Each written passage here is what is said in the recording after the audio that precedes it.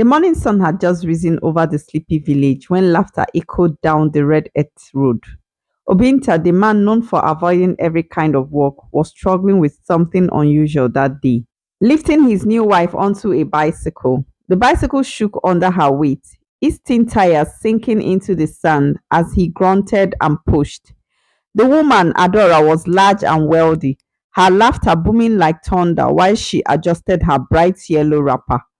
Villagers stopped to watch. Some pretended to fix their basket. It was a sight none would forget. Lazy Obinta, sweating and panting, trying to balance the richest woman in the region on an old bicycle. Yet, despite the mockery, Obinta's grind never faded. Because for the first time in his life, he was going somewhere that mattered.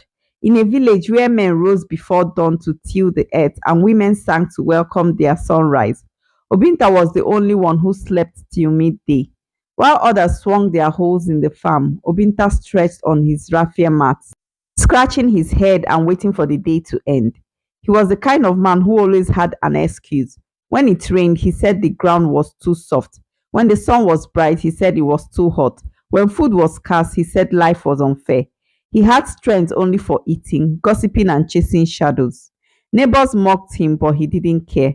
He lived by borrowing from friends, flattering women, and spinning clever words that could melt even the hardest heart.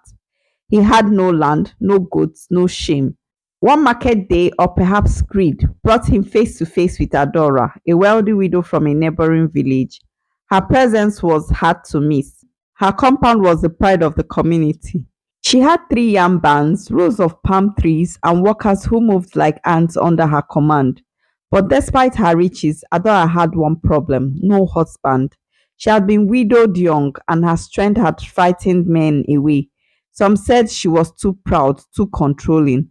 Others said that she was cursed, born to live rich but die alone. Obinta had all the gossip, but he only saw opportunity.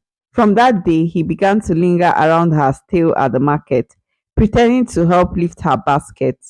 He brought firewood he didn't cut, palm oil he didn't buy, and stories he didn't leave. His tongue became his hoe, his lies his harvest. Day after day, he sang her praises until her heart softened. And soon, Adaora, tired of loneliness and charmed by his words, invited him into her home. The villagers were stunned. Obinta, the lazy man in the village, had found himself a golden path. Life changed for him overnight. From sleeping under a leaking roof, he now slept on thick mats and ate from golden plates. From wearing torn shirts, he now wore clean slippers and scented oils.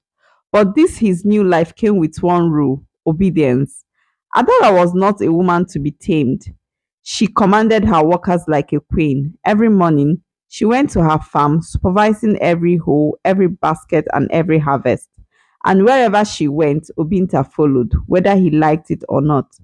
Their journey to the farm became the talk of the village. Lazy Obinta, wiping sweat before the ride even began.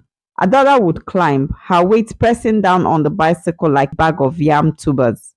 Obinta's bone cried under the pressure, but he smiled through it. He couldn't complain, not when he slept with a full stomach and pockets lined with coins. The road to the farm was long, winding through the ridges and valleys, with red dust that rose to cover their faces. Sometimes the chain of the bicycle broke midway, and Obinta would push all the way, his slippers scraping the earth. But each time Adora laughed, Obinta forces himself to laugh too, because laughter was easier than hunger. Weeks turned into months. Adora grew fond of him. She gave him fine clothes, a helper to fetch water, even a small portion of land to manage. But Obinta's laziness was deeper than hunger. Instead of farming, he spent days sleeping under the shade of palm trees, bragging to his friends that he had conquered wealth. When the villagers teased him, he would smile proudly.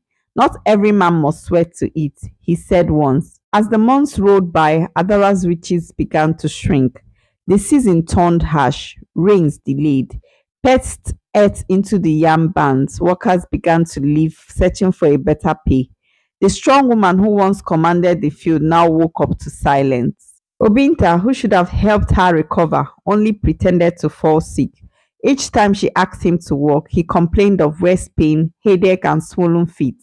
At night, he sneaked into the market, meeting younger widows with small farms and kind eyes. The same tongue that once praised Adora now flattered others. He was searching for his next meal before the current one finished.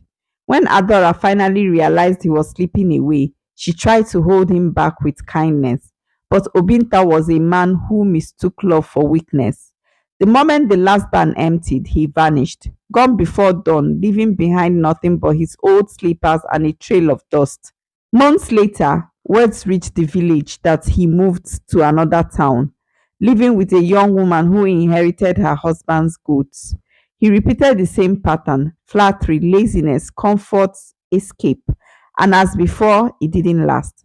One by one, his new victims discovered his lies, and one by one, he ran again. By the time he reached his 40s, the charm had faded, his look dimmed, and his strength gone. He had no land, no wife, no place to call home.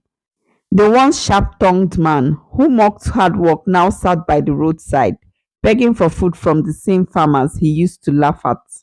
One evening, as the sun melted into the hills, a group of children found him sitting tired with rusty bicycle beside him. It was the same bicycle he was used to carry Adora to the farm.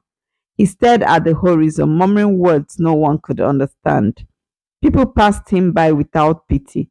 Some people whispered, "That's Obinta the gold digger." Others just shook their heads. And as the night fell, he sat quietly, realizing the truth he had ignored all his life. No man grows rich by feeding on another's sweat.